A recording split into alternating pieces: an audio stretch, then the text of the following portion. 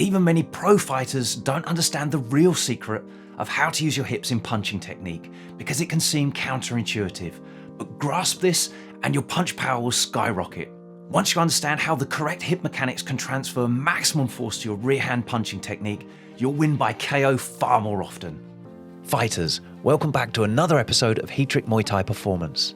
In this episode, we break down exactly how to use your hips to generate the greatest punch power possible, a secret many pro fighters and coaches don't understand, making it difficult to teach and even harder to learn. It involves getting your head around some basic applied physics, but don't worry, I'll keep it super simple. You'll get it, and I'll have you punching holes in punch bags today. We'll jump straight into the hip mechanics first, so that you can feel exactly how this works. Then I'll explain how you can best create these mechanics using your physiology. That's applying your coordinated strength, power, and speed into your punching technique. Punching power comes from twisting your hips. This rotation transfers up through the core to your shoulder girdle and out through your arm into your target. The engine room for all of this is the torquing rotation of your hips. The more torque, the better, and the mechanism used for this is a force couple. The direction you apply your force matters hugely. A force moving forwards met head-on by the same amount of force cancels out and stops, just like a head-on car crash. But when those forces are misaligned and don't meet exactly head-on, you create a spin. And those forces don't just create a spin or torque. The more misaligned they are, the more they multiply each other, creating bonus torque. That's why you can undo a lid on a tight jar, or why you use both a push and a pull when using a basic wheel wrench. Two equal forces acting as levers in opposite directions, about a single turning point or axis of rotation, create twice the torque.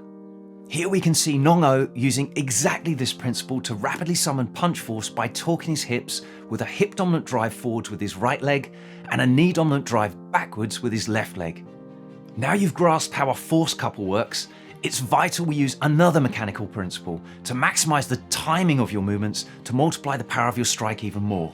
When throwing your punch, you throw your body weight into it. Your body mass accelerates towards your opponent, creating momentum. The more momentum you build, the harder it is to stop your movement and the more energy you've created. And this momentum is conserved, even when you attempt to stop. If your whole body is moving forwards and your lower body is suddenly braked, like when you're wearing a lap belt in the back of your car, your upper body is thrown forwards.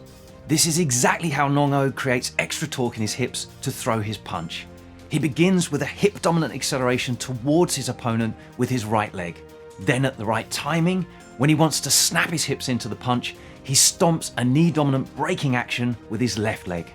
The momentum is carried through into the upper body, just like the lap belt braking effect, to add power to the punch.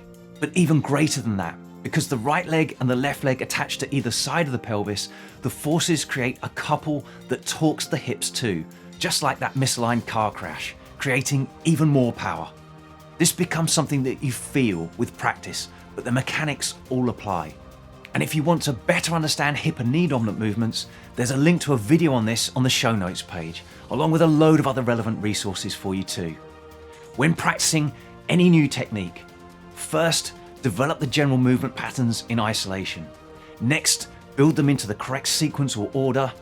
Then, work them with the correct timing. And finally, turn up the strength, power, and speed applied. But always be mindful that over-efforting will result in driving with the brakes on. It's both efficient muscle contraction and relaxation that transfers the most power. Coordination is key, raw explosiveness is secondary. Build your striking skill in your technical and tactical Muay Thai training, while enhancing raw strength, power, speed, and endurance that you can apply to your movements in your supplemental strength and conditioning training. And now, go punch some holes in that heavy bag. Thanks for listening. If you found this valuable, please like, subscribe, and share with someone else it could help too. Please give the podcast a review or comment below. We'd love to hear from you. As always, you can visit Heatrick.com for more Muay Thai performance podcasts, videos, articles, and guides. Catch you next time.